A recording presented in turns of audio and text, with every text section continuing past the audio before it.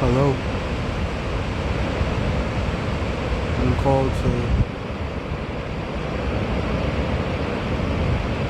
bring a message to the world.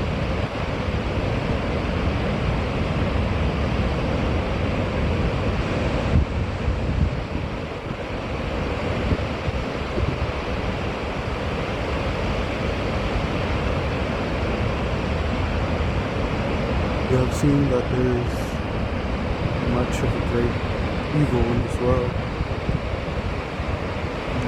these days and time.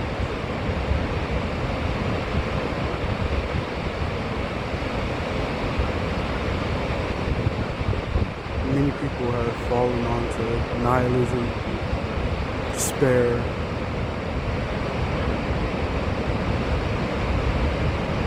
But there was a man who gave a lot of people hope. Sometimes hope isn't always enough.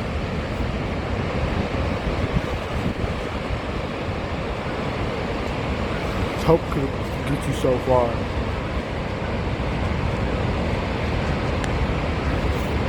What many people really lack is faith,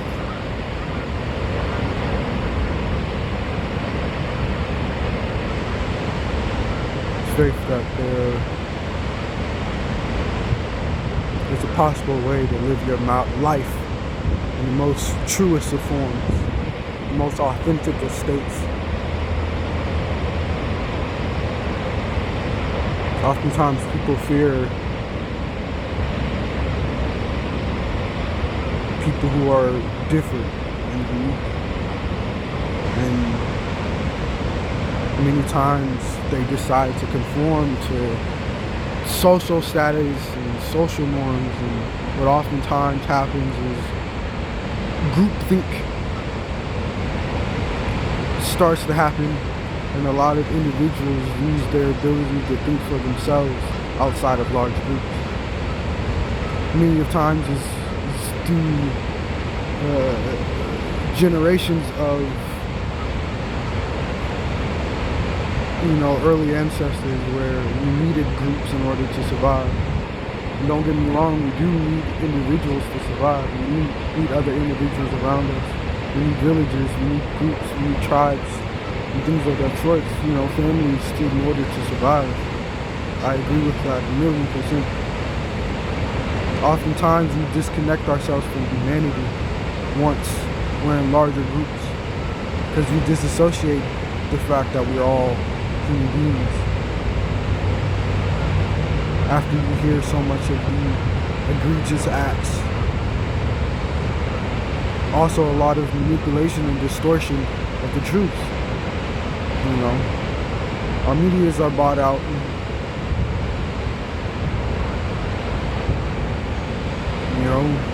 Oftentimes our food is monopolized, our waters are monopolized. We're at a time in humankind where we can be free individuals, we can be sovereign human beings, but we still stick to the old ways that forces us to be in these traps of mental slavery, whether it's fear of being their true authentic self, whether it's hate of individuals we don't understand or refuse to understand. Oftentimes it comes with greed as well. We've minimalized what powers truly go after. And most of the time it's resources. And people at the bottom, we're fighting for scraps of paper, literally. People are killing each other for caps. And if you ever was a Fallout fan, you know what the fuck I'm talking about. We're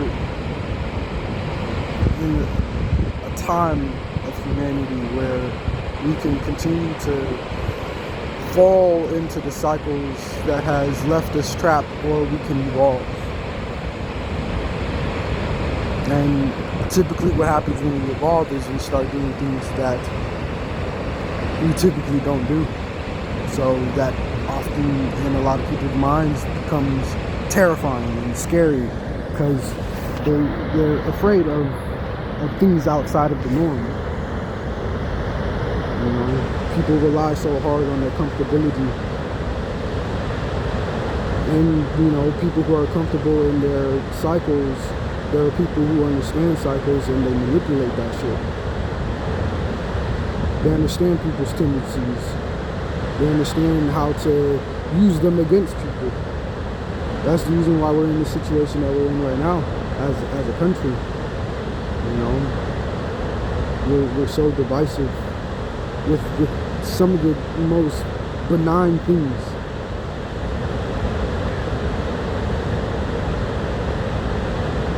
Like skin color or fucking language.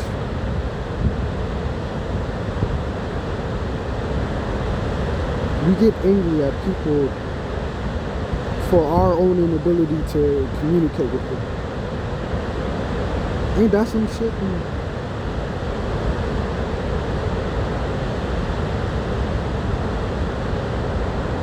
We get mad at others for our inability to communicate. We take out our own frustrations out onto others.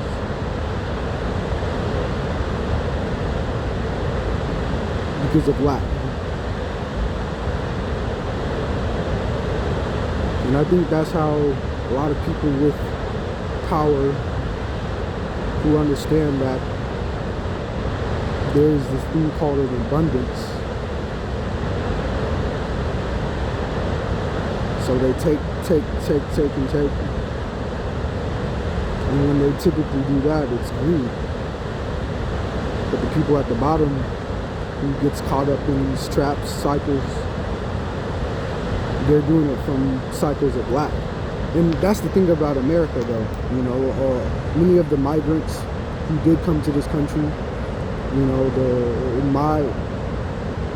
my ancestors who were prisoners of war, you know, brought here, were forced into this mentality of lack, fighting for scraps, fighting at the bottom, survival, and that it has been forced into our minds as a species, is using that sense of survival. But once you can distort how one survives, it changes how you can control them. Because once you no longer live in the sense of trying to survive and understanding that you can create life, you can create your life. You have the power to create your life, and that's by going within yourself, understanding who you are, understanding what you are, and being able to have that solemn peace of mind and that sovereignty to be able to understand that how you treat yourself, how you see yourself is how you're going to treat the world. And if you come from a place of love and abundance, and an abundance of love, then that can be pushed on to literally anybody. Because once we go into those group like mindsets, and it's coming from a place of love, then everybody is coming from a place of love.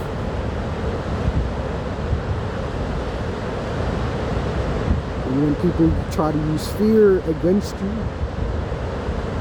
you have to ask yourself, why are they trying to use fear against you? What is their motive? What incentives are they gaining from dividing people out of fear? What do they gain? And if it takes away your peace of mind, then you have to understand that you can't let people control you and it becomes impossible for people to control you when you can control yourself.